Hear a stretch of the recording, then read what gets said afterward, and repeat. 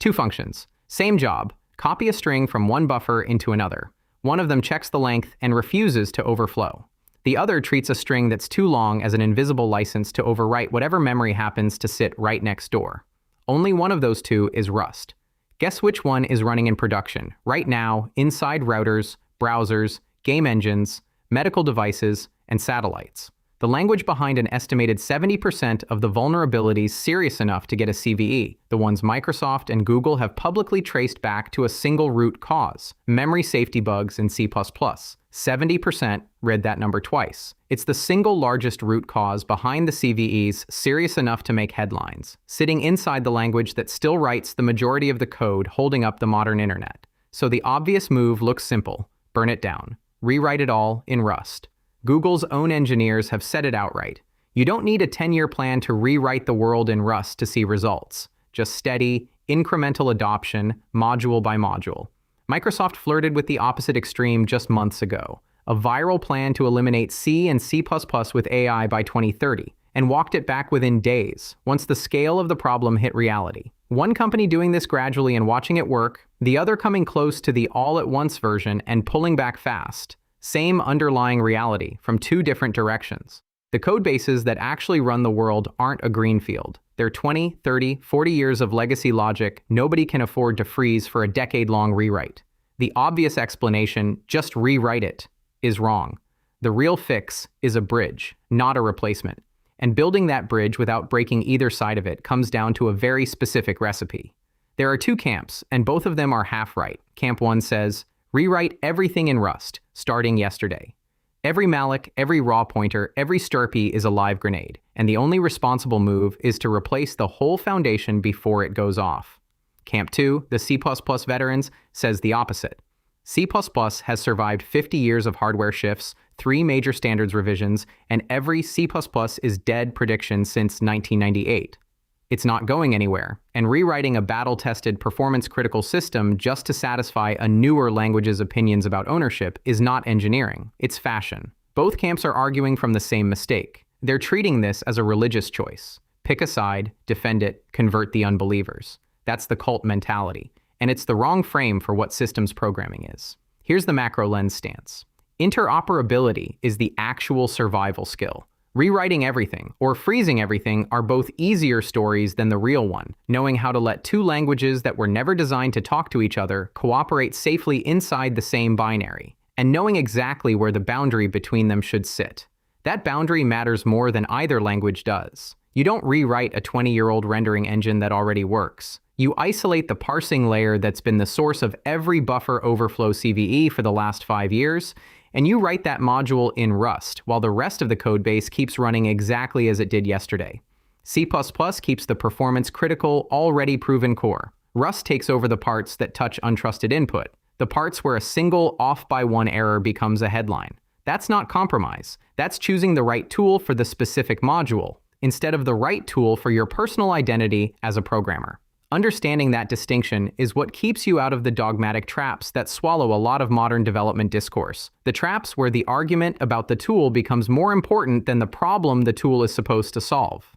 Forget C++ or Rust as the framing. The real question is how you get them to share a process, share memory, and share responsibility for correctness without either side silently corrupting the other. A technical problem with a technical answer. And it's worth being honest about why this argument gets so heated in the first place. Neither option is actually free. Interop earns its place here for a simpler reason. Risk in a real codebase was never distributed evenly to begin with.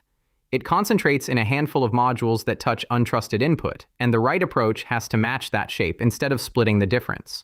Before you can build the bridge, you have to understand exactly why it's needed, why these two languages don't just naturally get along. The ABI gap.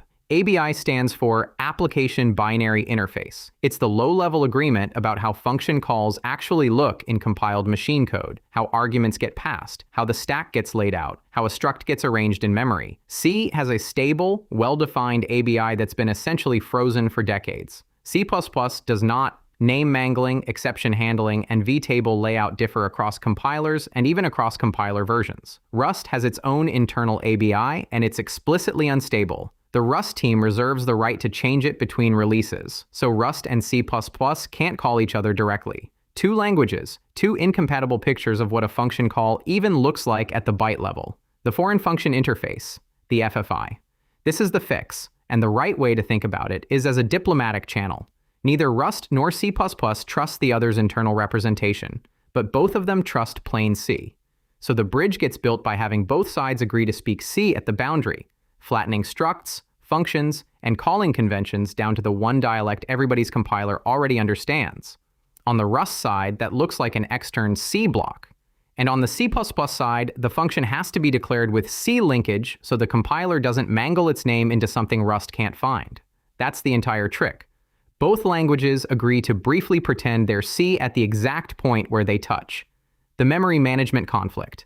The sharpest edge in the whole recipe. Rust's entire safety model is built on ownership. Every value has exactly one owner. And the compiler, the borrow checker, proves at compile time that memory is never freed twice, never accessed after it's freed, and never mutated from two places at once. C++ has no such enforcement.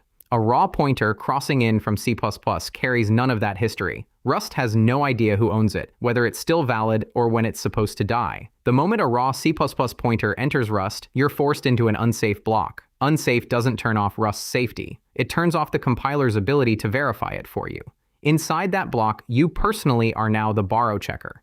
Get the lifetime wrong, and you've reintroduced the exact use after free bug you crossed languages to escape in the first place. This is the single most commonplace hybrid C++ Rust projects get hurt. Not at the boundary itself, but in the unsafe block sitting right next to it, where a human has to manually guarantee what the compiler usually guarantees automatically. That's why the discipline in professional interop work isn't avoid unsafe. That's impossible the moment you're touching a foreign pointer. The discipline is quarantine. Keep every unsafe block as small as it can possibly be. Wrap it immediately in a safe function with a clear contract, and never let a raw pointer travel further into your Rust code than it has to before it gets converted into something the borrow checker can reason about again. One giant unsafe block wrapping half your module is a liability. 10 tiny unsafe blocks, each doing one specific auditable conversion, is a boundary you can actually review. So that's the problem. Here's the actual recipe for solving it. Step 1. The binding. Handwriting extern C declarations for every function you want to share is slow, and it's exactly the kind of manual, repetitive work where humans introduce mismatches. Two tools automate it. BinGen reads C or C++ header files and auto-generates the matching Rust FFI declarations, so you're never hand-typing a signature that might silently drift from the real one.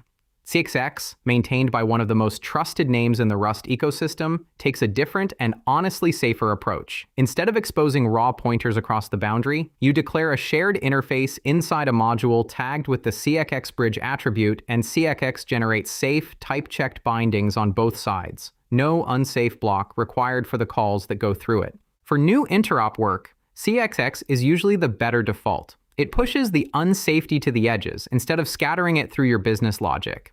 BinGen still has its place, especially when you're binding against a large existing C or C++ header you don't control and don't want to hand model. It will happily generate hundreds of raw declarations in one pass. CXX is the better choice when you're designing the boundary yourself, because it forces you to declare upfront exactly which types and functions are allowed to cross, which quietly becomes the documentation for your entire interop surface. Step 2. Data translation. Strings are the classic trap. A C++ STD string and a Rust string are laid out completely differently in memory, and neither owns memory the way the other expects. Pass a raw pointer across and free it on the wrong side, and you get a double free or a leak, the exact class of bug this whole project was supposed to eliminate. The pattern that actually works: convert explicitly at the boundary and make ownership single-directional. Rust reads the C++ string as raw bytes, copies what it needs into an owned Rust string, and never touches the original allocation again. No ownership crosses the line, only a copy of the data does. Slower than a shared pointer, but it closes off an entire category of memory bugs by construction. For complex objects, structs, vectors, nested types, the same rule applies. Define a plain, C-compatible layout at the boundary, and translate into it explicitly on both sides, rather than trying to share your native Rust or C++ types directly. Step 3. The build process. Now you need cargo and CMake, or cargo and make, to agree to build one binary together. The common pattern: CMake stays in charge as the top-level build, and it invokes cargo as a build step, pointing at the static library Rust produces. On the Rust side, cargo.dynaml declares the crate as a static library, so CMake has something concrete to link against. Get this step wrong, and nothing else in the recipe matters. You'll have two languages that compile perfectly in isolation and refuse to become one binary. The failure mode here is rarely dramatic. It's usually a linker error, a symbol CMake can't find because Cargo built it under a name the linker doesn't expect, or a debug build linking against a release artifact and pulling in mismatched runtime assumptions. Call it what it is: a build system problem, not a flaw in either language's design. And it's the part of this recipe that eats the most real engineering time, precisely because it looks trivial until it isn't. Here's what this looks like end to end. Picture a 15-year-old C++ codebase with an XML parser that's been the source of 3 separate CVEs, the kind of hand-rolled parsing code that's basically a magnet for buffer overflows because it's manually walking untrusted bytes with raw pointer arithmetic. You don't touch the surrounding renderer, the surrounding application, or the 15 years of logic that already works. You isolate just the parsing function, re-implement it in Rust, where an out-of-bounds read is a compile time or panic time event instead of a silent memory corruption. Expose it through a CXX bridge, and link it back in through CMake. The rest of the application doesn't know its parser used to be a liability. It just knows the crash has stopped. That one fix, swap the highest risk module, leave everything else alone, is the entire philosophy of hybrid inner OP compressed into a single example. If this kind of breakdown is useful to you, you can support the channel on Patreon or by becoming a member. It genuinely helps keep this series going. Step back, and the pattern is bigger than C++ and Rust specifically. What's converging here has less to do with finding one perfect language and more to do with recognizing that different parts of a system carry genuinely different risk profiles, and the tooling should reflect that instead of pretending one language is correct for all of it. The parser that touches the network gets a different risk budget than the math kernel that's been correct and untouched since 2009. Treating them identically, either rewrite everything or change nothing, ignores that reality in favor of a cleaner story. No single language wins this. What wins is a hybrid ecosystem, where the ABI boundary, the FFI layer, and tools like Bingen and CXX aren't a workaround. They're infrastructure, as permanent and as normal as the build system itself. You can already see this pattern outside of C++ and Rust. It's the same reasoning behind Python calling into C extensions, or a JavaScript runtime dropping into WebAssembly for the parts that need raw speed. The specific languages change. The underlying idea doesn't. Draw the boundary where the risk actually concentrates, and let each side of it do the job it's genuinely good at. Convert everything to Rust. Stay loyal to C++ forever. Both are the wrong question. Don't join the cult. Build the bridge instead. In the next decade of systems programming, what matters isn't who won the argument about which language is superior.